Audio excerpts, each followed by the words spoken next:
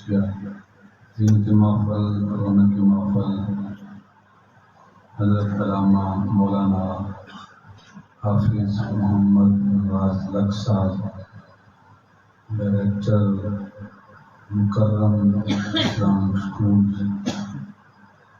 محترم مقام قاری القرا نجم القرا اسلامی محفل حضرت مولانا قاری فیض رسول دامت برکاتہ العالیہ والقدسیہ،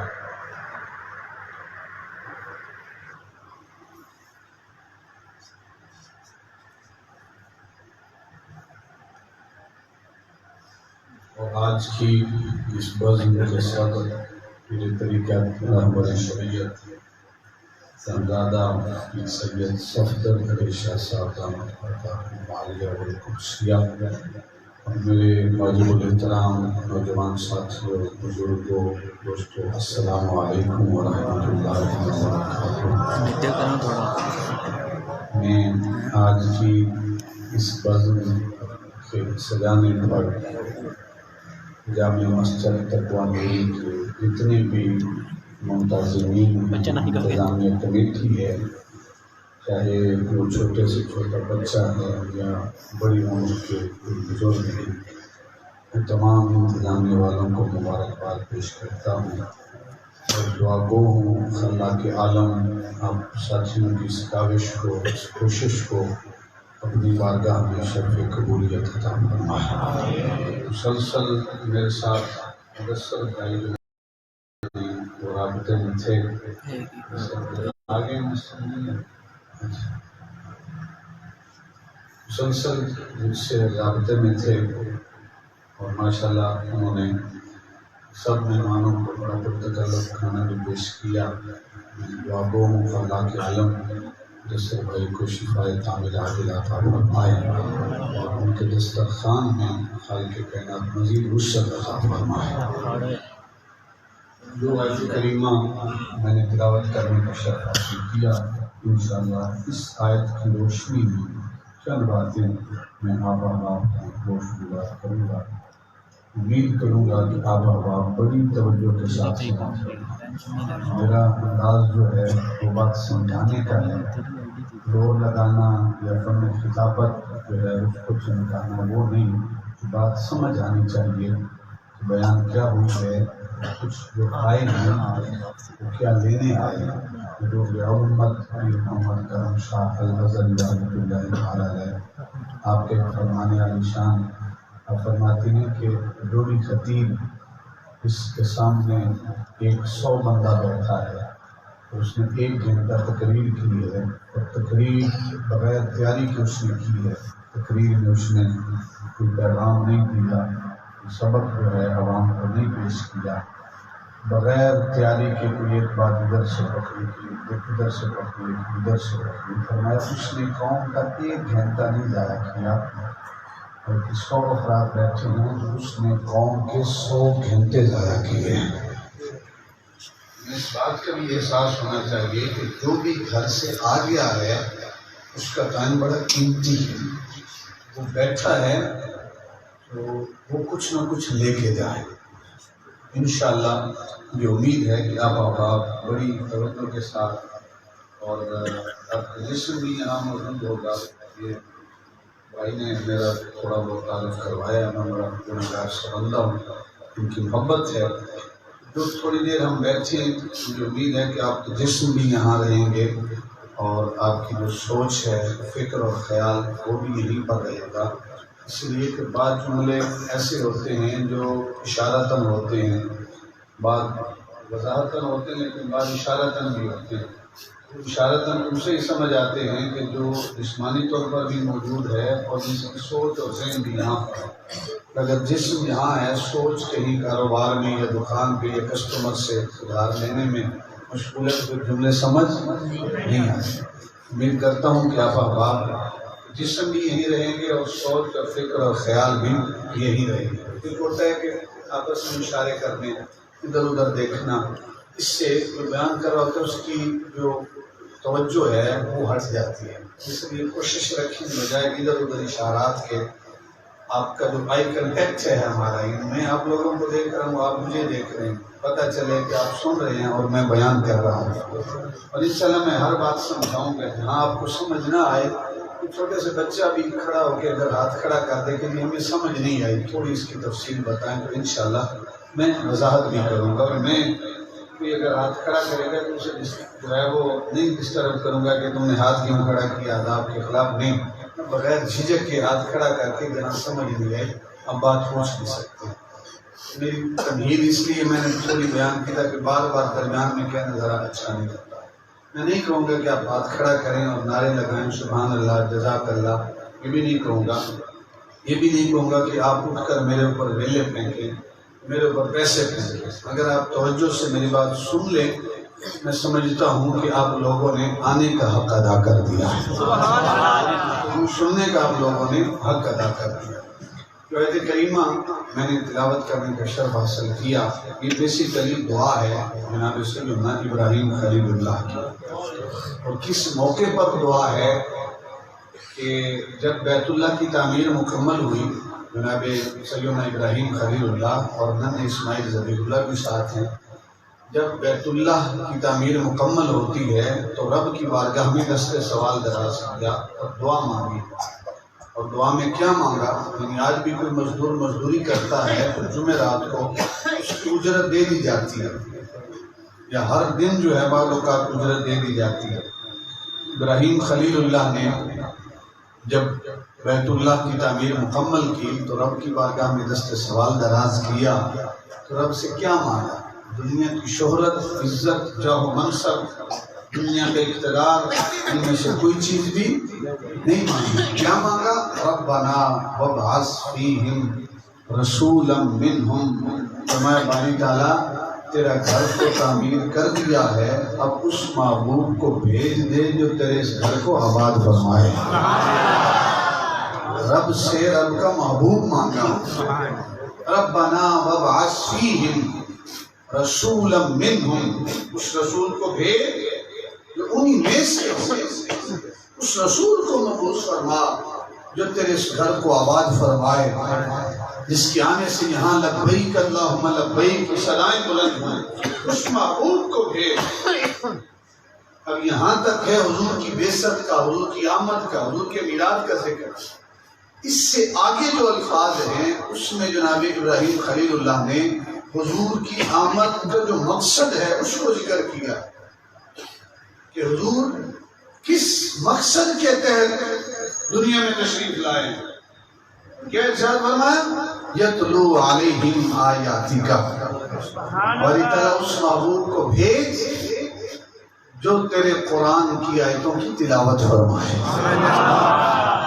اس آیت میں حضور کی آمد کا جو پہلا مقصد ہے کیا ہے؟ قرآن کی آیتوں کی مل کر بولیں، قرآن کی آیتوں کی تلاوت، یہ حضور کی آمد کا پہلا مقصد جناب ابراہیم خلیل اللہ نے بیان کیا۔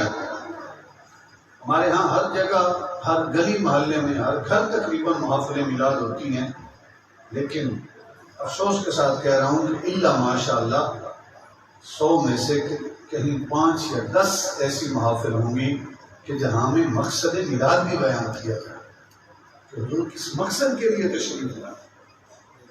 یہ مائک آپ کے سامنے ہے، یہ ہمارے ساؤنڈ والے بھائی ہیں، یہ اس کا ایک مقصد ہے، اس مائک کا، یہ پنکھا ہے اس کا ایک مقصد، یہ لائٹ ہے اس کا ایک مقصد، لائٹ کا مقصد ہے روشنی دینا، اگر یہ نہیں دے گی تو کوئی اس کو یہاں پہ رکھے۔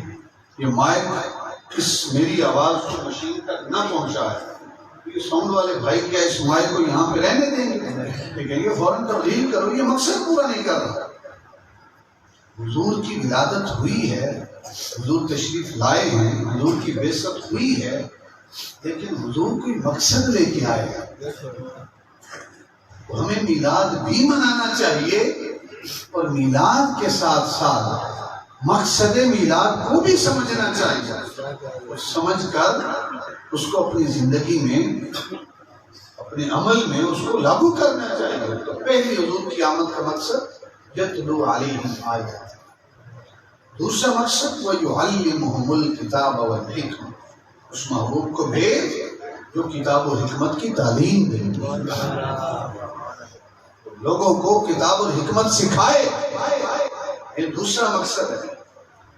تیسرا مقصد ہے وَيُزَكِّيهِمْ، اس محبوب کو بھیج جو اپنے امتیوں کے دلوں کا تزکیہ فرمائے، دلوں کی دنیا پاک فرمائے، جو تزکیہ نفس فرمائے، اس محبوب کو بھیج۔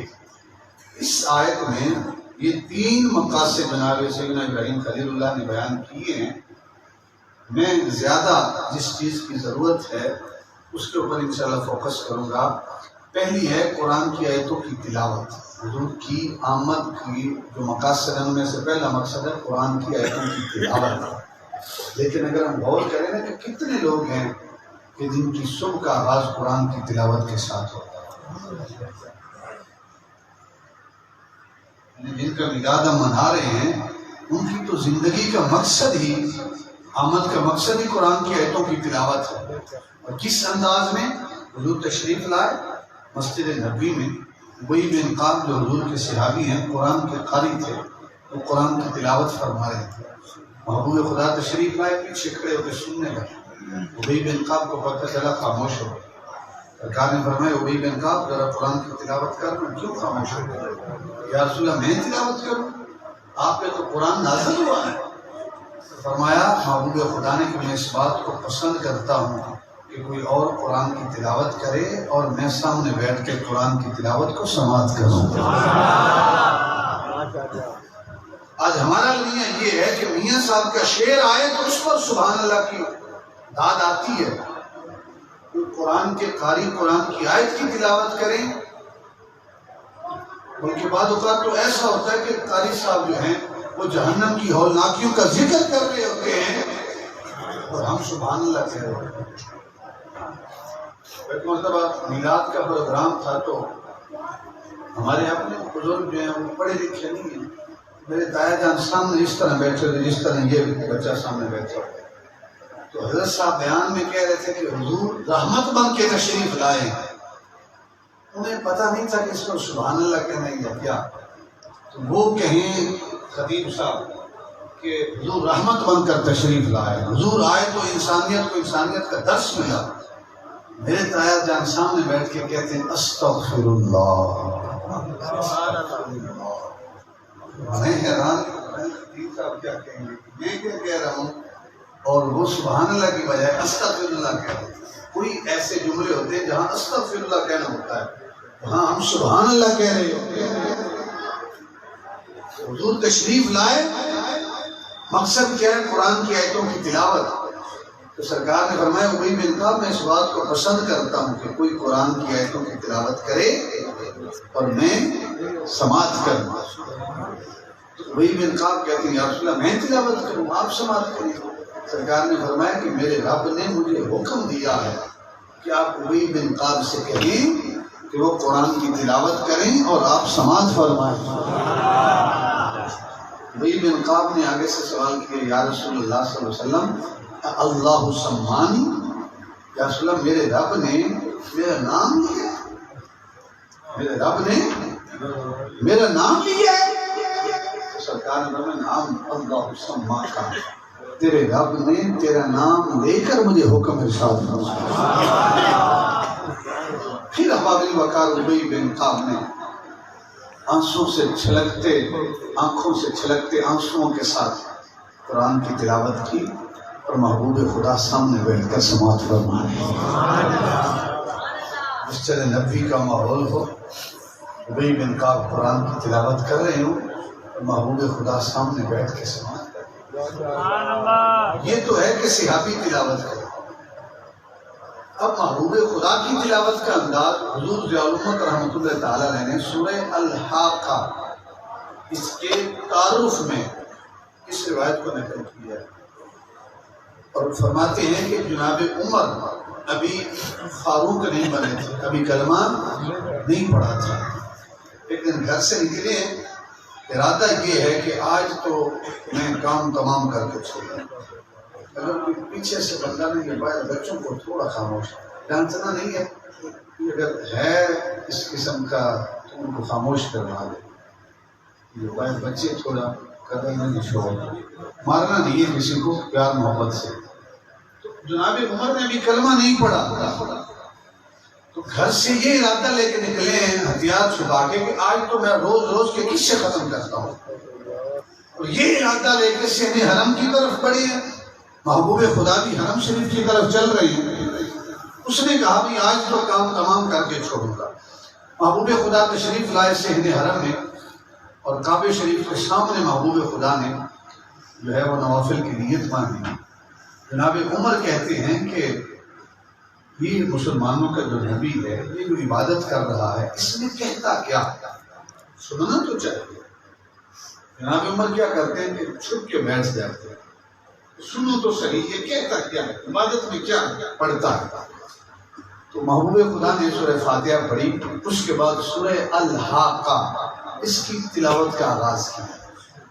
الحاقہ ملحاقہ وما ادراک ملحاقہ کذبت ثمود وعاد بالقاریہ فاما ثمود فاہلکوا بالطاغیہ.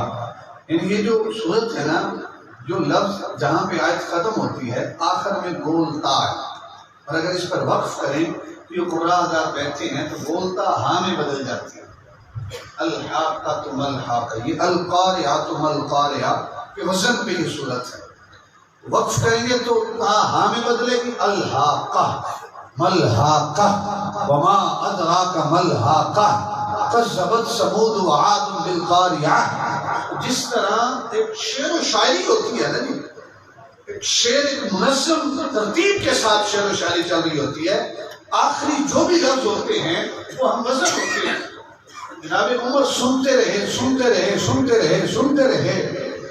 دل میں خیال آیا ذہن میں خیال آیا جملہ سنیے گا اشارتاً کچھ جملے کرنے لگا انہیں سمجھ آئے گی جسمانی طور پر بھی موجود ہیں اور روحانی طور پر بھی. دل میں خیال آیا یہ تو کسی جو ہے خالق کا کلام مجھے نہیں لگتا یہ تو آسمانی کلام مجھے نہیں لگتا یہ تو مجھے کسی شاعر کا کلام لگتا یہ تو مجھے کسی شاعر کا کلام لگتا ہے. یہ مسلمانوں کا نبی کہتا ہے کہ یہ آسمانی کلام ہے خدا کا کلام ہے یہ تو مجھے کسی شاعر کا کلام لگتا ہے. اور یہ خیال دل میں ہے الفاظ کا روپ ڈال کے زبان پہ یہ کلام یہ خیال نہیں آیا. دل میں خیال آیا چھپ کے بیٹھے ہیں سن رہے ہیں دل میں خیال آیا کہ یہ تو کسی شاعر کا کلام ہے. جب دل میں خیال آیا محبوب خدا اسی صورت کی اس آیت پہ پہنچے اور فرمایا کہ وما ہوا بقول شاعر یہ کسی شاعر کا کلام نہیں ہے. ادھر خیال دل میں تھا ادھر محبوب خدا نے قرآن کی آیت کی تلاوت کی وما ہوا بقول شاعر یہ کسی شاعر کا کلام نہیں ہے. قلیلا ما تؤمنون قلیلا ما تذکرون بہت تھوڑے لوگ ہیں جو نصیحت حاصل کرنے والے ہیں جو ایمان لانے والے ہیں. جناب عمر نے سنا کہ میں نے دل میں خیال کیا یہ کسی شاعر کا کلام ہے اور ادھر سے مجھے اس کا جواب مل گیا تو فوراً دوسرا خیال آیا ہے یہ دلوں کے راز بھی جانتے ہیں میں نے دل میں خیال کیا نوز باللہ ان کو پتہ چل گیا. اس کا دوسرا خیال جناب عمر کے جو دل میں آیا وہ یہ تھا کہ یہ تو مجھے جادوگر بھی لگتے ہیں یہ تو مجھے جادوگر بھی لگتے ہیں. جو ہی دوسرا خیال آیا یہ تو مجھے جادوگر بھی لگتے ہیں تو محبوب خدا نے اسی آیت کے ساتھ دوسری آیت کی تلاوت کی فرمایا وما ہوا بقول کاہن. پہلا خیال تھا کہ یہ تو مجھے کسی شاعر کا کلام لگتا ہے ادھر سے جواب آیا وما ہوا بقول شاعر یہ شاعر کا کلام نہیں ہے. ادھر دوسرا خیال آیا کہ یہ تو مجھے کسی جادوگر کا کلام ہے یہ جادوگر بھی ہیں یہ دلوں کے راز بھی جانتے ہیں. محبوب خدا نے اسی آیت کے ساتھ اگلی آیت تلاوت کی اور فرمایا وما ہوا بقول کاہن نہ یہ کسی شاعر کا کلام ہے اور نہ کسی جادوگر کا کلام ہے. سبحان اللہ نہ یہ شاعر کا کلام ہے اور نہ کسی جادوگر کا کلام ہے. جب عمر فاروق رضی اللہ تعالیٰ عنہ نے سنا نا تو پہلی چوٹ یہاں پہ پڑی. میرے دو خیال آئے اور دونوں خیالوں کا جواب مجھے مل گیا. پہلی چوٹ یہاں پڑی تھی، پھر دوسری چوٹ جب بہن نے قرآن پڑھا تھا پھر جا کر جناب عمر کے دل کی دنیا بدلی تھی. یہ ہے محبوب خدا قرآن کی تلاوت کرے تو اس کا اثر کیوں نہیں ہو. ایک عام قرآن کا قاری اگر اچھے لب و لہجے میں قرآن کی تلاوت کرے نا تو ہمارے رونگٹے کھڑے ہو جاتے ہیں. اور پھر جس پہ قرآن نازل ہوا ہے وہ قرآن کی تلاوت کریں تو انداز کیا ہوگا، اثر کیسا ہوگا. تو حضور کی آمد کا پہلا مقصد یتلو علیہم آیات، قرآن کی آیتوں کی تلاوت. دوسرا مقصد وَيُعَلِّمُهُمُ الْكِتَابَ وَالْحِکْمَةَ، کتاب و حکمت کی تعلیم. آج افسوس کے ساتھ کہہ رہا ہوں کہ اگر اوور آل دیکھیں نا سب سے کم اگر کتاب و حکمت کے ساتھ تعلق ہے تو مسلمان قوم کا ہے. اور مسلمان قوم میں بھی سب سے کم اگر کتاب و حکمت کے ساتھ کسی کا تعلق ہے نا تو وہ اہل سنت و جماعت کا ہے. کسی دوسرے مسلک کا بابا بھی ہونا تو وہ اثر کے بعد بیٹھ جاتا ہے قرآن کا ترجمہ پڑھتا ہے. ہم کتنے ہیں جو قرآن کو ترجمے کے ساتھ پڑھتے ہیں. اہل سنت و جماعت جس محبوب کے اوپر پہلی وحی اقرا کے ساتھ نازل ہو، پڑھنے پڑھانے کے ساتھ نازل ہو، اس قوم کا کتاب و حکمت کے ساتھ آج جتنا ربط. اگر یہاں میں کھڑا کر کے پوچھنا کہ کتنے لوگ ہیں جن کے گھروں میں حضور کی سیرت کی کتاب پڑھی کہ حضور نے اپنے شب و روز کیسے گزارے، حضور نے بچپنا کیسا گزارا، حضور نے جوانی کیسے گزارا، حضور نے جوانی کے بعد کا دور کیسے گزارا، محبوب خدا پہ ظلم و ستم کس انداز میں ہوئے. کتنے لوگ ہیں جو اپنی ماں بہنوں بیٹیوں کے لیے اپنی بیویوں کے لیے سیرت سیدہ عائشہ صدیقہ رضی اللہ تعالیٰ عنہ کی کتابیں خرید کر گھر میں رکھتے ہیں. فیس بک کی آئی ڈی تو سب بنا کے دیتے ہیں، یہ بڑا اینڈرائڈ فون تو سب خرید کے دیتے ہیں، لیکن یہ چیزیں میری زندگی میں ایک ہی شخص تھا جس نے مجھے کہا کہ میں نے اپنی بیوی کو یہ سیرت سیدہ کائنات اور سیرت سیدہ عائشہ کی کتابیں جو ہے میرا دل ہے کہ وہ پڑھے، اب مجھے خرید کر دے. مجھے بڑی خوشی ہوئی اور میں نے 2 کتابیں خرید کر اس سے دی اور اس سے پیسے نہیں دیے. میں نے کہا یار تو پہلا بندہ ہے جس نے اس خواہش کا اظہار کیا ہے کہ یہ دونوں کتابیں میری طرف سے گفٹ بھی قبول کر. کوئی تو ہے ایک، میری ساری زندگی میں ایک بندہ ہے. تو حضور کی آمد کا دوسرا مقصد ہی کتاب و حکمت کی تعلیم ہے. آج ہمارا کتاب و حکمت کے ساتھ کتنا تعلق اور ربط ہے. حضور کی آمد کا تیسرا مقصد جس کے اوپر زیادہ زور میں دوں گا اور ضرورت ہے وہ یزکیہم، حضور دل کی دنیا پاک کرنے کے لیے تشریف، اس لیے تشریف لائے تزکیہ نفس کے لیے حضور تشریف لائے.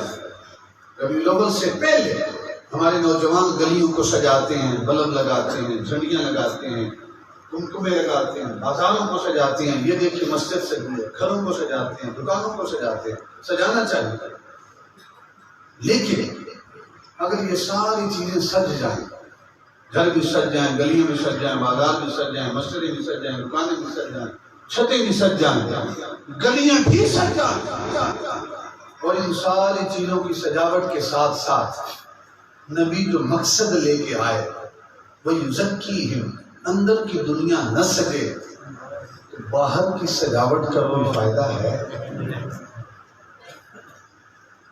اگر باہر نہ سجے اندر سج جائے اس کا فائدہ ہے یا نہیں ہے؟ لیکن مجھے بتائیں کتنے ہیں کہ جو گلیوں کو سجاتے ہیں اور ساتھ کہتے ہیں کہ ہمارا دل بھی سجنا چاہیے، اندر حسد نہیں ہونا چاہیے، بغض نہیں ہونا چاہیے، کینہ نہیں ہونی چاہیے، عداوت نہیں ہونی چاہیے، دشمنیوں کو ختم کر دینا چاہیے. کتنے ایسے بھی ہوتا ہے کہ بھائی کے گھر محفل ہے اور سارے دوست احباب آتے ہیں لیکن بھائی نہیں آتا. کیوں؟ کہ ناراض ہیں. یہ کیا محفل میں آتے؟ حضور تشریف لائے تزکیہ نفس کے لیے. آج ہماری کیفیت کیا ہے؟ اور حضور تزکیہ نفس کس انداز میں فرماتے ہیں؟ محبوب خدا طواف کر رہے ہیں، بڑی توجہ سے سنیے گا، طواف کر رہے ہیں جس طرح جناب عمر تشریف لائے تھے قتل کا ارادہ لے کر، اسی طرح ایک شخص ہے اس نے ہتھیار چھپا کے رکھا ہے اور وہ آیا ہے محبوب خدا پر نعوذ باللہ قتل کرنے کے لیے۔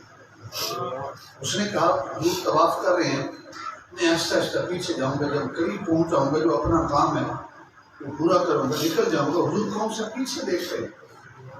اس نے آہستہ آہستہ اپنی رفتار تیز کرنا شروع کر۔ روایت کے الفاظ فلما دنا من، ہم کچھ اشارتاً جملے دے رہا ہوں جو ہمارے مسلک کے عکاس ہیں۔ جب بالکل حضور کے قریب پہنچا نا، ہتھیار کی طرف اس نے ہاتھ بڑھایا، ابھی موقع ہے کہ روز روز کے جھگڑے ختم کرتا ہوں۔ کافر ہے، کلمہ اس نے نہیں پڑھا، قتل کا ارادہ نہیں کیا۔ جو ہی اس نے ہتھیار کی طرف ہاتھ بڑھایا نا، محبوب خدا نے پیچھے مڑ کے دیکھا نہیں ہے، پیچھے مڑ کے دیکھا نہیں ہے کہ آنے والا کون ہے، کیا ارادہ لے کے آیا ہے، ہاتھ اس کا کس چیز کے اوپر ہے، بلکہ آگے چلتے چلتے ہی محبوب خدا نے سوال کیا، اور سوال کیا ہے؟ افضالہ تو علماء بیٹھے یہ حمزہ استفہام کا سوالیہ ہے، افضالہ تو اے میرے پیچھے آنے والے، کیا تو فضالہ ہے؟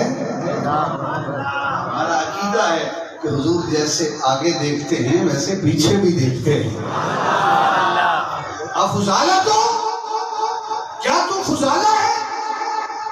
اس نے کہا نعم، ہاں میں فضالہ ہوں۔ جو پہلے نہیں نہ بولے شاید دوسرے سوال پہ بول جائے۔ اب اس کا ارادہ کیا ہے، وہ کیا ارادہ لے کے آیا ہے، میں نے آپ لوگوں کو بتا دیا۔ اس کا ارادہ کتنا غلط ہے، کتنا گھنونی سازش ہو کر جا رہا ہے۔ محبوب خدا نے دوسرا سوال کیا جو ہمارے عقیدے کا اساس ہے۔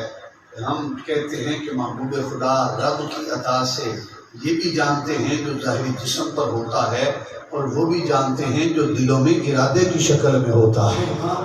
نعرہ تکبیر، نعرہ رسالت، نعرہ تحقیق، نعرہ غوثیہ، جشن میلاد النبی، سرکار کی آمد، آقا کی آمد، حقی کی آمد، مدنی کی آمد، یاسی کی آمد، علماء اہل سنت۔ پہلا سوال ہوا افضالہ تو اے فضالہ، کیا تو فضالہ ہے؟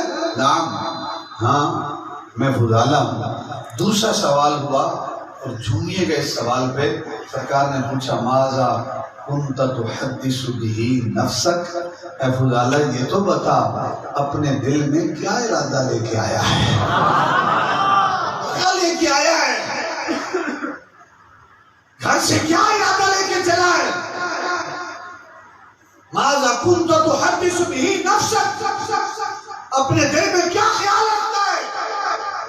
فضالہ نے آگے سے پتہ ہے کیا جواب دیا؟ لا شیء، کوئی خیال کوئی ارادہ نہیں ہے، اور جھوٹ بولا اور کہتے کن تو اذکر اللہ تعالی، میں تو اللہ کا ذکر کرتے کرتے یہاں تک پہنچا ہوں۔ جب اس کے دل میں کچھ اور تھا، زبان پہ اس نے کچھ اور بیان کیا، اور ارادہ نعوذ باللہ قتل کا تھا، فضحک النبی صلی اللہ علیہ وسلم، محبوب خدا مسکرائے، حضور نے تبسم فرمایا، اے فضالہ دل میں کچھ اور ہے، زبان پہ کچھ اور ہے، اور بارگاہ ہے محبوب خدا کی جہاں زبان اور دل کا رشتہ ایک ہونا چاہیے۔ فضحک النبی، حضور مسکرائے۔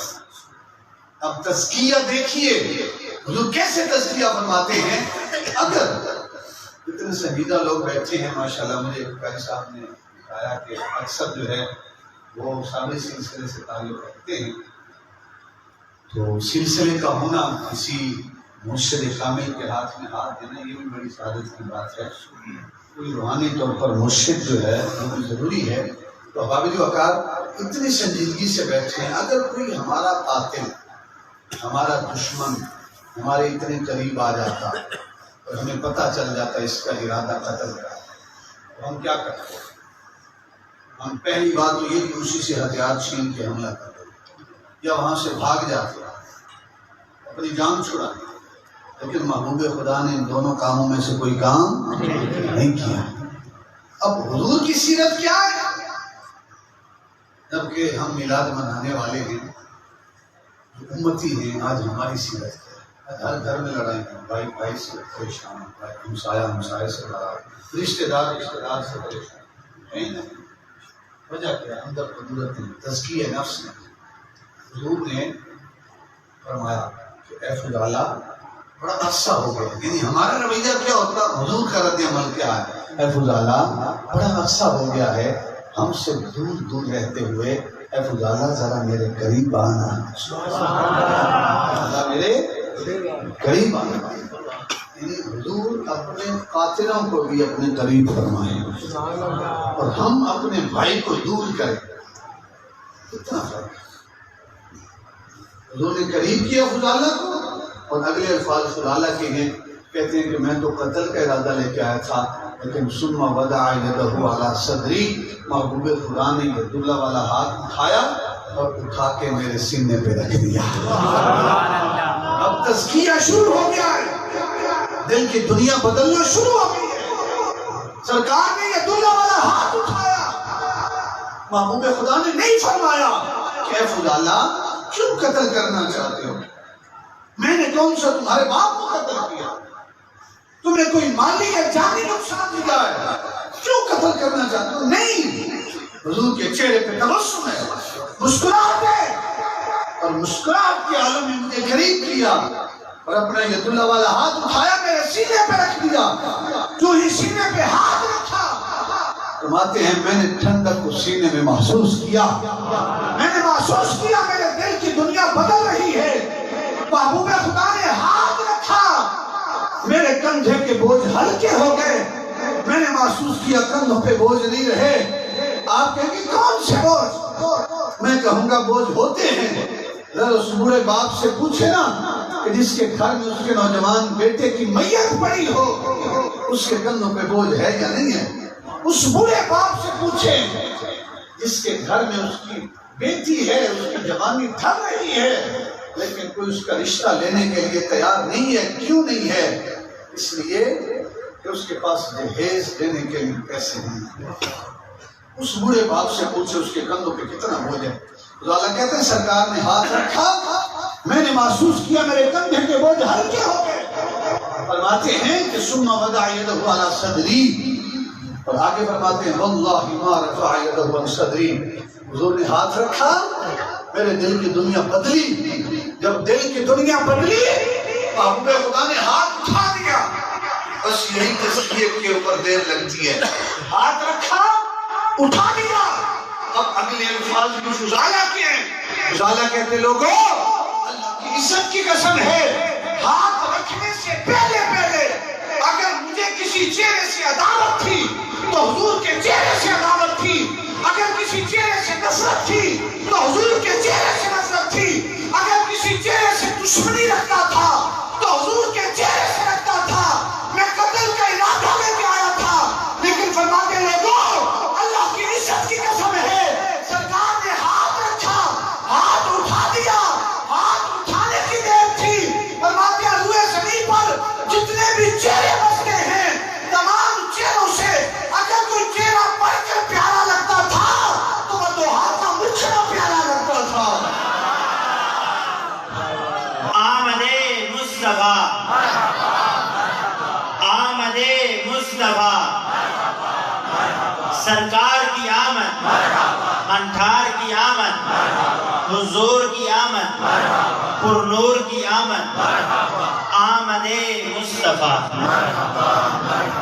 احباب جو وقار فرمایا آپ کے چہرے سے بڑھ کر کوئی چہرہ فضالہ کو پیارا نہیں لگتا. پتا چلا کہ اندر ایمان آئے، اندر تزکیہ ہو جائے، بندہ کفر سے غلامی رسول میں آ جائے تو پہلی تبدیلی یہ آتی ہے کہ جو محبوب کی پسند ہوتی ہے وہی محب کی پسند بن جایا کرتی ہے. ہم بھی کہتے ہیں غلام یہ رسول میں موت بھی قبول ہے. ذرا سر میں کہ نہ لگے نا غلام یہ رسول میں موت بھی قبول ہے. اچھا موت جو ہے وہ آخری اسٹیشن ہے نا زندگی کا، اس کے بعد کوئی اور شے نہیں، زندگی ختم. اچھا مجھے بتائیں تو صحیح کہ ایک یہ قاری صاحب ہیں، انہوں نے رابطہ کیا کہ آپ ٹائم ہے. میں کہوں گی بہتر ہے، آپ سے بڑی محبت ہے، اور ان سے کہوں کہ ٹائم آپ مانگ رہے ہیں تو منڈی اور دین جو ہے یہ تو 1 گھنٹے کا سفر ہے، اور اگر آپ کہیں نا تو میں آپ کی خاطر کراچی بھی جا سکتا ہوں، آپ کی خاطر کراچی بھی جا سکتا ہوں، لیکن منڈی کا 1 گھنٹے کا سفر ہے وہ میں نہیں کر سکتا۔ یہ بھی کہیں گے یہ کیسی محبت ہے جو 10-15 گھنٹے کا سفر ہے وہ کر سکتے ہو، 1 گھنٹے کا نہیں کر سکتے، یہ بھی کہیں گے یہ محبت نہیں ہے۔ اچھا ہم کہیں کہ غلامی رسول میں موت بھی قبول ہے اور رشوت چھوڑنا ہمیں قبول نہ ہو، تو کیا ہم غلامی رسول میں موت کو قبول کریں گے؟ زبانی نعرہ ہونا کہیں غلامی رسول میں موت بھی قبول ہے لیکن ہمارا چہرہ حضور کے چہرے کی مثل نہ ہو، کیا اسے غلامی رسول کہتے ہیں؟ جسے محبوب خدا نے اپنی آنکھوں کی ٹھنڈک کہا، ہم کہیں غلامی رسول میں موت تو قبول ہے، فجر کو بستر چھوڑنا قبول نہیں، تو کیا اسے غلامی رسول کہتے ہیں؟ ہم کہیں غلامی رسول میں موت بھی قبول ہے لیکن دودھ کے اندر پانی مکس کرنا یہ چھوڑنا ہمیں قبول نہ ہو، کیا یہ غلامی رسول؟ وہ غلامی رسول بنا ہے فضالہ، دل کی دنیا بدلی ہے تو پہلی تبدیلی ہے حضور اب آپ کے چہرے سے بڑھ کر میرے ماں باپ، میرے بچے، میری بیوی، جتنے بھی چہرے بستے ہیں اب آپ کے چہرے سے بڑھ کر کوئی چہرہ پیارا نہیں لگتا، یہ تبدیلی آئی ہے۔ اور یہاں سے بات میرے جو نوجوان بھائی ہیں ان کے لیے پیغام، اندر تزکیہ ہوا، فضالہ واپس پلٹے، رستے میں ایک عورت ہے جس کے فضالہ کے ساتھ تعلقات اچھے نہیں، ساری رات گزرتی ہے، فضالہ اس عورت کی تذکرے کرتے ہوئے نہیں تھکتا، عورت فضالہ کے حسن کے تذکرے کرتے ہوئے نہیں تھکتی، رات گزر جاتی ہے، دونوں کی باتیں ختم نہیں ہوتی۔ اب تبدیلی کیا ہے اس نعرے کو بھی ذہن میں رکھیں اور پھر فضالہ کا کردار اور انداز بھی دیکھیں، صرف اندر تبدیلی آئی ہے، محبوب خدا نے تبلیغ نہیں فرمائی کہ اے فضالہ کسی غیر محرم کی طرف نظریں اٹھا کر نہیں دیکھی، تبلیغ نہیں ہوئی، صرف تبدیلی ہے، کلمہ پڑھا واپس پلٹے۔ پہلے فضالہ آتے تھے نا تو نظریں یہاں ہوتی تھی، کب مجھے میری محبوبہ نظر آئی، کب مجھے میری معشوقہ نظر آئی، پہلی نظریں یہاں ہوتی تھی کہ پہلی نظر میری پڑے۔ آج فضالہ آ رہے ہیں تو آج نظریں یہاں نہیں ہیں، آج نظریں یہ ہے غلامی رسول۔ اندر ایمان آئے، حضور کی غلامی آئے، اس سے نظریں جھک جائیں۔ فضالہ نظریں جھکائیں آ رہے ہیں، عورت دہلیز پہ کھڑی، اس نے کہا فضالہ کو کیا ہو گیا؟ فضالہ نظر اٹھا کے دیکھتا، آنکھ سے آنکھ بھی نہیں ملاتا، شاید مذاق کر رہا ہو، میں بھی وہی، میرا حسن بھی وہی، قد و قامت بھی وہی، لب و رخسار بھی وہی، جوانی بھی وہی، میرے حسن کے تذکرے کرتے ہوئے تھکتا نہیں تھا، ہمارے درمیان ناراضگی بھی نہیں، مذاق کر رہا ہوگا، پلٹے گا واپس کدھر جائے گا؟ لیکن فضالہ نظریں جھکائے جا رہے ہیں، ایک نظر بھی اٹھا کر اس عورت کو دیکھا نہیں ہے۔ جب اس عورت کے پاس سے گزرے نا پھر بھی اس عورت کو نظریں اٹھا کے دیکھا نہیں ہے۔ فمررت بامرأۃ، اس عورت کے پاس سے گزر گئے، کنت اتحدث الیہا، اس نے جب دیکھا نا اب فضالہ کبھی واپس پلٹے گا نہیں، تو پھر اس نے آواز دی، کہا کہ اے فضالہ آج کیا بات ہے، یہ بے روحی کیوں، یہ نظروں سے نظریں ملانا نہ ملانا، یہ ناگواری کا اظہار، یہ کیوں؟ اے فضالہ میں بھی وہی، میرا حسن بھی وہی، قد و قامت بھی وہی، لب و رخسار بھی وہی، جن کا تذکرہ کرتے ہوئے تو تھکتا نہیں تھا۔ اے فضالہ اب میری طرف دیکھتا بھی نہیں ہے، کیا بات ہے؟ تو فضالہ نے کہا کہ اے عورت خبردار، آج کے بعد مجھے آواز نہ دینا، اب فضالہ تیرے کام کا نہیں رہا۔ اس نے کہا کیوں؟ اے فضالہ جب میں بھی وہی، میرا حسن وہی، قد و قامت وہی، لب و رخسار وہی، تو ساری رات بیٹھا رہتا تھا، کبھی میری زلفوں کی باتیں، کبھی لب و رخسار کی باتیں، کبھی قد و قامت کی باتیں، کبھی میری پلکوں کی باتیں۔ اے فضالہ تو تھکتا نہیں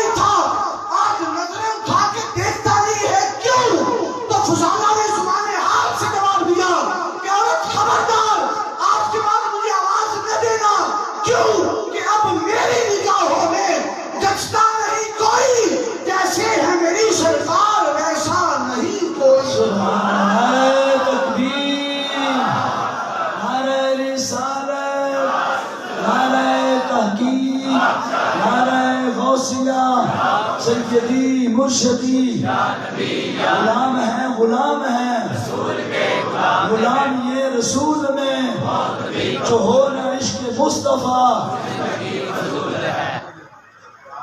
کیا فضالہ تیرے کام کا نہیں رہا؟ کہا کہ فضالہ کیا بات ہے؟ میں بھی وہی، حسن بھی وہی، قد و قامت بھی وہی۔ فضالہ نے کیا جواب دیا؟ میرے نوجوان بھائی اس جواب کو دل کی تختی پہ نوٹ کر لے، اور جب کوئی تجھے غیر محرم کی طرف سے دعوت آئے تجھے فضالہ کا یہ جملہ یاد آ جائے۔ اس نے کہا کہ فضالہ کیا بات ہے؟ سب کچھ وہی ہے، بدلا بھی کچھ نہیں، پھر بولی بے رخی کیوں؟ فضالہ نے کہا کہ آج تک میں نے تیرا حسن ہی دیکھا تھا، آج میں اس حسین کو دیکھ کے آ رہا ہوں جس کے حسن کے تذکرے خدا قرآن میں کرتا ہے۔ آج تک تیری زلفوں پہ مرتا تھا، تیری زلفیں ہی دیکھی تھی، آج میں واللیل کی زلفوں کا اسیر بن کے آ رہا ہوں۔ کہا آج تک تیرے حسن پہ مرتا تھا، تیرا حسن ایسا ہے کہ تجھے پسینہ آئے، تیرے پسینے سے بدبو آتی ہے، جس سونے کو دیکھ کے آ رہا ہوں وہ اتنا حسین ہے، اسے پسینہ آئے تو پسینے سے بھی خوشبوؤں کے ہلے آتے ہیں۔ فضالہ تیرے کام کا یہ تھا، یہ ہے تبلیغ، یہ ہے تزکیہ نفس۔ آج یہ تزکیہ ہمیں کبھی نظر نہیں آتا۔ کاش کہ ہم محفل میلاد بھی مناتے، اور محفل میلاد کے ساتھ ساتھ حضور کی آمد کے جو مقاصد ہیں ان کے اوپر عمل بھی کرتے۔ حضور کے ایک صحابی حضرت انس، حضور کے غلام خادم نوکر، حضور نے بلایا اور فرمایا یا بنیا، یہ پہلا جو لفظ ہے اس کے اندر حضور کی بے شمار تربیت چھپی ہوئی ہے۔ تو کیا وہ انس غلام ہے، نوکر ہے، خادم ہے، اور آج کے دور کے نوکر اور خادم نہیں ہے۔ آج کے دور کا جو نوکر ہے وہ سیلری لیتا ہے، اگر آپ ایک مہینے کے بعد اس سے نہ دیں تو وہ کہے گا بھی ٹھیک ہے آپ اپنے گھر میں اپنے تاخیر سے دیں، پھر بھی چلے جاتے ہیں۔ جو غلام تھا اس کی یہ تعریف نہیں تھی، غلام جو ہے اس کی تعریف یہ تھی کہ آقا اس کے جسم کا مالک ہے، اس نے محنت مزدوری کر دی ہے تو وہ اس کا بھی مالک نہیں ہے، وہ بھی آقا کی بغیر ہے۔ مالک کہتا ہے دھوپ میں کھڑا جو اس کی ضرورت نہیں ہے کہ کہے کیوں دھوپ میں کھڑا ہوں، اس نے کھڑا ہو۔ یہ غلام کی کیفیت ہے۔ غلام کے ساتھ کوئی بیٹھ کے کھانا نہیں کھاتا تھا، لیکن محبوب خدا اپنے اس غلام کو بھی پکارتے ہیں نا، بلاتے ہیں، یہ نہیں کہتے اے میرے خادم، اے میرے نوکر، اے میرے غلام ادھر آ، بلکہ حضور فرماتے ہیں یا بنیا، اے میرے پیارے بیٹے، اے میرے پیارے بیٹے۔ پھر بتائیں تو صحیح کون ہے جو حضور کی قدموں میں آئے اور پھر اس دہلیز کو چھوڑ کے چلا جائے؟ کون ہے جو چلا جائے؟ حضرت زید حضور کے غلام ہے نا، ماں باپ آ گئے اور کہا کہ یہ ہمارا بیٹا ہے۔ سرکار نے کہا کہ اس کو پہچان لیا؟ جی یا رسول اللہ یہ میری والدہ ہے، یہ میرے ابو جان، یہ میرے چچا ہے، یہ میرا بھائی ہے، یہ فلاں رشتہ دار ہے، یہ فلاں رشتہ دار ہے۔ انہوں نے کہا کہ آپ زید کو ہمارے ساتھ بھیجیے۔ حضور نے فرمایا کہ انہوں نے کہا جو آپ قیمت مانگتے ہیں ہم دیں گے۔ حضور نے فرمایا کہ میں 1 روپیہ بھی نہیں سکتا، ہاں زبردستی نہیں بھیج سکتا، اگر زید کی اپنی مرضی ہو تو جا سکتا۔ حضور نے پوچھا کہ اے زید کیا ان کو جانتے ہو؟ کہا ہاں یا رسول اللہ سب کو جانتے ہیں۔ والدہ رو رہی ہے، بیٹے کو دیکھا اتنے عرصے کے آنکھوں سے اشک کر، والد رو رہا ہے۔ سرکار نے کہا زید چلا جا، میری طرف سے تجھے اجازت۔ یا رسول اللہ جی آپ کا حکم ہے یا آپ کی طرف سے مشورہ ہے، یا حکم دے رہے ہیں یا میرے اوپر ڈیپینڈ کرتا ہے کہ میں نے فیصلہ لینا ہے جانا ہے یا نہیں جانا ہے؟ پر میں حکم نہیں ہے کہ تیری اپنی چوائس ہے، جانا چاہتا ہے تو چلا جا، میری بارگاہ میں رہنا چاہتا ہے تو یہاں رہ جا۔ زید کہتے ہیں یا رسول اللہ یہ تو ایک میری ماں ہے، ایک والد ہے، ایک میرا بھائی ہے، اگر کروڑوں والدین ہوں وہ بھی آپ کے قدموں پر قربان ہیں۔ انہوں نے کہا والدین نے چھینکی زید آزادی کی زندگی پر غلامی کو ترجیح دے رہا ہے۔ انہوں نے حضور کی غلامی کا انداز نہیں نہ دیکھا تھا کہ حضور غلام کو غلام نہیں کہتے، یا بنیا فرماتے ہیں۔ غلامی کی زندگی کو ترجیح دے رہا ہے. فرمایا کہ تم نے ابھی اس غلامی کا مزہ چکھا ہی نہیں ہے. اس غلامی پہ تو 1000 آزادیاں جو ہیں وہ قربان ہیں. اس غلامی سے بڑھ کر اور چیز ہی کوئی نہیں. اب آپ جو کہا حضور فرماتے ہیں یا بنیا اے میرے بیٹے. کس کو فرمایا؟ اپنے غلام حضرت انس. آگے جملہ کیا ارشاد فرمایا؟ ان قدر ان تصبح وتمسی وليس في قلبك غش لأحد. اے بیٹے ان قدر کا اگر تجھ پر قدرت رکھتا ہے ان تصبح وتمسی کہ تو صبح و شام اس انداز میں کرے وليس في قلبك غش لأحد تیرے دل میں کسی کے بارے میں کھوٹ نہ ہو. غش نہ ہو. حسد اور بغض اور کینہ اور دشمنی نہ ہو. اگر اس انداز میں تو صبح و شام کر سکتا ہے یعنی اپنے دل کو پاک صاف رکھے فافعل ایسا کیا کر. اپنے دل کو صبح و شام صاف رکھا کر. ثم قال یا بنیا ذالک من سنتی. اس لیے کہ اے میرے بیٹے صبح و شام اپنے دل کو پاک رکھنا یہ میں آمنہ کے لال کی سنت ہے. حضور کی سنت صرف داڑھی نہیں ہے. داڑھی بھی حضور کی سنت ہے لیکن اس کے ساتھ ساتھ یہ بھی حضور کی سنت ہے. اس کوٹھڑی کو صاف رکھے. اندر حسد نہ ہو, بغض نہ ہو, دعوتیں نہ ہو, کینہ نہ ہو. لیکن کیا آج یہ صاف ہے؟ اللہ ماشاء اللہ. چھوٹی چھوٹی بات پہ لڑائی جھگڑا چلتا ہے, قتلوں تک بات پہنچ جائے. ہمارا ابھی کچھ حالات پرامن ہے. یہ ایک کچھ ماہ پہلے ہمارا بھنگی باؤ دن پورے پنجاب میں مشہور ہے. کس چیز میں؟ قتل بات. چھوٹی چھوٹی بات ہے. میں نے پیچھے آپ کے جو یہ سرسرہ چوک وہاں پہ آئے روز قتلوں پہ قتل ہے. کیا ہے؟ اندر حسد ہے, بغض, کینہ, دعوتیں. سرکار نے فرمایا یہ میری سنت ہے, دل کو صاف رکھیں. کتنے ہیں جو سرکار کی سنت کو زندہ کریں گے؟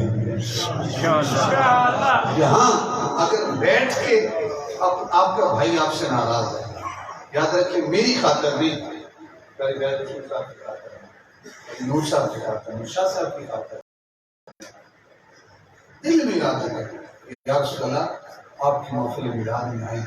اگر زیادتی میرے بھائی کی بھی ہے انشاءاللہ اس محفل سے اٹھوں گا. اگر ابھی دیر بھی ہے تو کل صبح پہلا کام یہ کروں گا کہ وہ بھائی جو برسوں سے ناراض ہے, وہ میرے والدین جو برسوں سے ناراض ہیں, وہ میرے رشتہ دار جو برسوں سے ناراض ہے, آنا جانا بند ہے, یا رسول اللہ آپ کے میلاد کی خاطر, آپ کی سیرت کی خاطر میں اس کو دل سے معاف کروں گا اور اس کے گھر میں جا کر غلطی اس کی ہے پھر بھی اس سے معافی مانگوں گا اور اس کو سینے سے لگاؤں گا.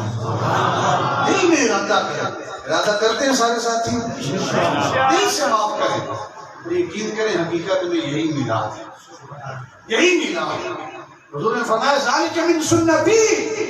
اگلے حدیث کے الفاظ بڑے قابل غور ہیں. میں فیصلہ آباد سے آگے جا رہا تھا تو بٹیک سے, جہاں سے میں نے ٹکٹ خریدی آگے تو بٹیک سے پروگرام تھا میرا. مجھے یہ ڈر تھا کہ کہیں جو ہے وہ گاڑی مجھے لیٹ نہ کر دے. میں نے ٹکٹ والے سے کہا کہ بھائی اتنے ٹائم پر گاڑی مجھے پہنچا دے گا, لیٹ نہ ہو جاؤں, اس لیے کہ میں نے محفل میں پہنچنا ہے. اس نے ایک جملہ کہا. اس نے کیا جملہ کہا؟ اس نے کہا یہ دیکھیں میں نے چہرے پہ داڑھی نہیں, یعنی اشارہ اس کا یہ تھا کہ جن کی داڑھی ہوتی ہے جھوٹ تھوڑی بولتے ہیں. میری داڑھی نہیں ہے, میں نے جو بات کی وہ ہوئی تھی. میرے ساتھ جو دوسرا ساتھی تھا وہ لڑنے لگا, میں نے کہا چھوڑ دیا. اگلی حدیث کے الفاظ قابل غور ہیں. سرکار نے فرمایا فمن احب سنتی فقد احبنی.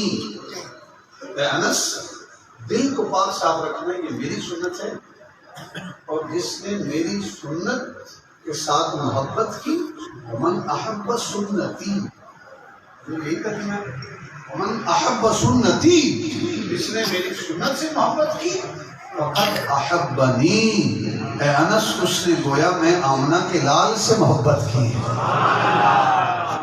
حضور کی سنت سے محبت، حضور سے محبت. اور اس کا اگر مفہوم مخالف لیں کہ حضور کی سنت سے نفرت اور عداوت، یہ کس سے نفرت اور عداوت ہے؟ من احب سنتی فقد احبنی، جس نے میری سنت سے محبت کی فقط احبنی، اس نے گویا مجھ سے محبت کی.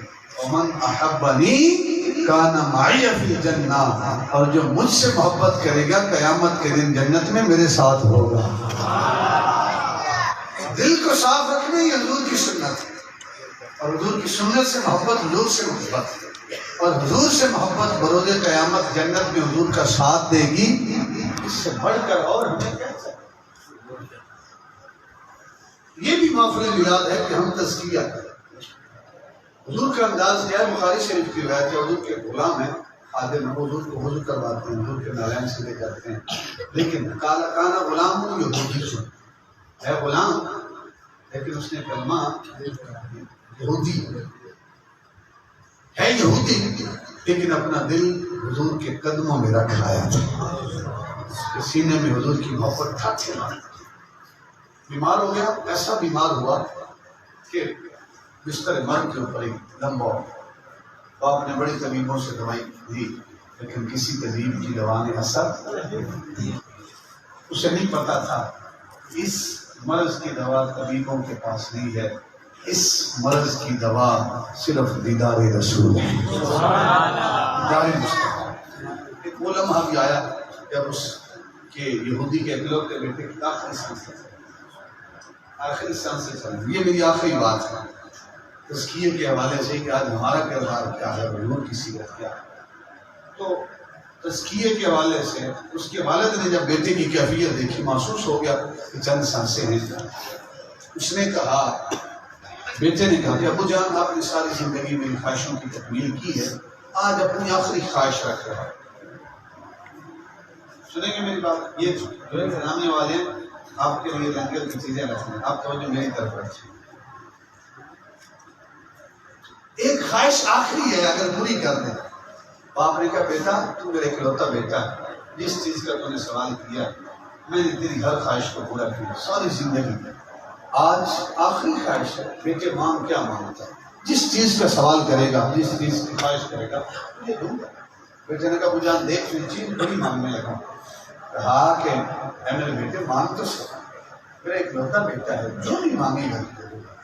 کہا کہ اے ابو جان چیز ایک ہی خواہش ہے. بیٹے کیا ہے؟ خواہش یہ ہے کہ زندگی کی آخری سانسیں ہیں اور زندگی سے جاتے جاتے آخری مرتبہ حضور کا دیدار کرنا چاہتا ہوں. ابو جان آپ یہودی، میں یہودی، ہمارے آبا و اجداد یہودی، لیکن میرے دل میں حضور کی محبت ٹھاٹھی مارتی. میں دیدار مصطفیٰ کا مریض ہوں، تڑپ رہا ہوں حضور کے دیدار کے. ابو جان اگر شفقت فرمائے حضور کی بارگاہ میں عرض کر. تو باپ نے سنا تو یہودی تھا، کیسے برداشت کرتا؟ اس نے جھڑکا آگے سے، خبردار یہ کیسی خواہش کا اظہار تم نے کیا؟ جب بیٹے نے سنا بیٹے کی آنکھوں سے آنسو چلے. ابو جان آخری خواہش، ساری زندگی میں آپ نے میری خواہشوں کی تکمیل کی، آج آخری خواہش کا اظہار کیا، اس خواہش کو پورا ہی نہیں کیا. جب بیٹے کی آنکھوں میں آنسو دیکھے نا اور نظر کی کیفیت دیکھی تو باپ ہی بیٹے کی محبت میں مجبور ہو گیا اور کہا بیٹا پریشان نہ ہو، تیری آخری خواہش میں پوری کر دیتا. سرکار کی بارگاہ میں اس کا حوالہ تھا. میں نے کلمہ نہیں پڑھا، ہم یہودی ابا و اجداد یہودی، لیکن میرا اکلوتا بیٹا ہے. اس کے سینے میں آپ کی محبت ٹھاٹھی مارتی، اس کی نظر کی کیفیت. اگر شفقت فرمائے اپنا دیدار. محبوب خدا نے نہیں فرمایا کہ وہ یہودیوں کا گھر ہے، ہم یہودیوں کی تیمارداری کریں، میں یہودیوں کے گھر جاؤں. مسلمان کے ذمے جو 6 حق ہیں ان کے اندر ایک حق یہ بھی ہے کہ جب وہ بیمار ہو جائے اس کی تیمارداری کی جائے. بیمار ہو جائے تو اس کی تیمارداری کریے. مریض کا مسلمان کے ذمہ حق ہے. لیکن آج کتنے ہیں کہ وہ کہتے ہیں کہ وہ نہیں آیا تھا میں کیوں جاؤں؟ بھائی اس نے تیرا حق نہیں ادا کیا، تو اس کا حق ادا کر، تو سرخرو ہو، آیا تھا یا نہیں آیا تھا؟ ہمیشہ لے کے بیٹھ جاتے مختصر سی زندگی اس میں پیچھے نفرتوں میں ختم. اور یہ خدا نے نہیں فرمایا یہودیوں کے گھر ہمارا آنا جانا نہیں ہے، بلکہ غلاموں سے فرمایا ہے بکر چلو، ہے عمر چلو، اپنے اس غلام کی تیمارداری کرتے ہیں. وہ یہودی کے گھر تشریف، اس کی تیمارداری. اور بخاری شریف کے الفاظ ہیں، حضور نے نہیں فرمایا کہ کھڑے ہو کے وہاں حضور آگے بیٹا کیا حال ہے، اب کچھ شفا کا ہے، اللہ تجھے شفا دے، یہ کہہ کے حضور واپس پلٹ آئے. نہیں، حضور اس کے سرہانے بیٹھے، اس کا سر اٹھایا اور اپنی گود میں رکھا. وقعد عند رأسه، اس کا سر اٹھا کے اپنی گود میں رکھا، اور گود میں رکھ کے محبوب خدا نے فرمایا اے بیٹے اسلم، اب کلمہ پڑھنے وقت تھوڑا رہ گیا ہے، اب کلمہ پڑھنے وقت تھوڑا رہ گیا ہے. فنظر الی ابیہ، اس نے اپنے باپ کی طرف سوالیہ نگاہوں سے دیکھا، پتہ نہیں کلمہ پڑھنے دے گا یا نہیں. یہ یہودی، میں یہودی، ہمارے عوام اجداد یہودی، پتہ نہیں دین یہودیت سے پھرنے دے گا یا نہیں. فنظر الی ابیہ، اس چھوٹے معصوم بچے نے اپنے باپ کی طرف دیکھا. اس کے باپ نے ایک بڑا خوبصورت جملہ کہا فقال له اطیع ابا القاسم، کہا کہ بیٹے آج تیری قسمت عروج پہ ہے. امنا کلال ہر کسی کو گھر میں کلمہ پڑھانے نہیں جاتا، یہ تیری قسمت ہے کہ گھر بھی آئے ہیں، کلمہ بھی پڑھا رہے ہیں. کہا چھوڑ دین یہودیت کو، جیسے جیسے امنا کا لال کہتا ہے ویسے کرتا چلا جا. نعرہ تکبیر، نعرہ رسالت، نعرہ تحقیق، نعرہ غوثیہ، نعرہ حیدری، جشن میلاد مصطفیٰ. جیسے جیسے محبوب خدا کہتا چلا جا رہا ہے، قال له اطیع ابو القاسم، جیسے ابو القاسم کہتے ہیں ان کی اطاعت کر. جناب ابراہیم علیہ السلام حضور کے بیٹے ہیں، ان کی کنیت قاسم، دوسرے حضور کو ابو القاسم کہا جاتا ہے. فرمایا فقال له اطیع ابو القاسم، اس نے کلمہ پڑھا. اس کے باپ نے کہا میت ہمارے گھر سے نہیں، اب آپ کے گھر سے اٹھے. مان جائیں حضور کے اس نئے صحابی پر جس نے نماز نہیں پڑھی، حج نہیں کیا، زکوٰۃ نہیں کی، جہاد میں شرکت نہیں کی، لیکن ایک مرتبہ حضور کا دیدار کرتے ہوئے کلمہ پڑھا ہے کہ مقام وہ ملا ہے کہ جو وقت کے غوث کا مقام بھی نہیں ہے، وقت کے غوث سے بھی بڑھ کر مقام ملا. اور قربان جائیں اس صحابی کی قسمت پہ کہ جنہیں غسل حضور کے صحابہ دے رہے تھے، جنہیں کفن حضور کے صحابہ دے رہے تھے، اور حضور میت کو کندھا دیتے ہیں. حضور کے صحابہ جناب صدیق اکبر کندھا، جناب عمر کندھا دے رہے ہیں، اور کندھا دے رہے ہیں. حضور چل رہے ہیں تو انگلیوں کے پوروں کے بل، پورا قدم زمین پر نہیں ٹکاتے، انگلیوں کے پوروں کے بل چلتے ہیں. اور اس انداز میں چل رہے ہیں. صحابہ نے پوچھا یا رسول اللہ پورا قدم نہیں ٹکاتے؟ فرمایا اس نے ابھی کلمہ پڑھا ہے، گناہوں سے پاک ہوا ہے. اسلام پہلے کے سارے گناہوں کو مٹا دیتا، یہ گناہوں سے پاک صاف ہے. اس کی میت کے ساتھ رب کی رحمت کے فرشتے اس قدر ہیں زمین پر کہ نیچے پورا قدم رکھنے کے لیے مجھے جگہ ہی نہیں مل رہی ہے. حضور تو یہودی کے گھر چلے، تیمارداری کے لیے چلے. حضور جس کی آخری سانسیں ہیں اس کو بھی کلمہ پڑھانے کی فکر ہو، اور ہم منبر پہ بیٹھ کے لوگوں کو غیر اسلام سے خارج کر رہے ہیں. وہ بھی خارج، وہ بھی خارج، وہ بھی خارج. ہم نے حضور کی سیرت سے کیا سبق حاصل کیا؟ حضور اٹھتے ہیں، اس بات سے مجھے بات یاد آئی، حضور تہجد کے لیے اٹھتے ہیں. محبوب خدا کا فرمان خیرکم خیرکم لأہلہ وانا خیرکم لأہلی، تم میں سے بہتر وہ ہے جو گھر والوں کے لیے، اور میں اپنے گھر والوں کے لیے سب سے بہتر ہوں. یہ صرف زبان سے قول نہیں ہے، عملاً بھی حضور نے اس کا درس دیا. اٹھے تہجد کے لیے تو انگلیوں کے پوروں کے بل چل رہے، انگلیوں کے پوروں کے. سید عائشہ صدیقہ رضی اللہ تعالیٰ عنہ کے کام کھول گئے،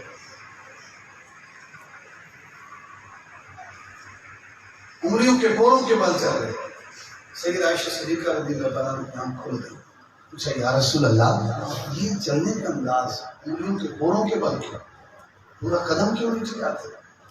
سرکار نے فرمایا کہ اے حمیرہ، یا حمیرہ، اے سرخ رنگ والی. حضور سید عائشہ کو یا حمیرہ فرماتے ہیں محبت سے. یاد رکھیں محبت سے.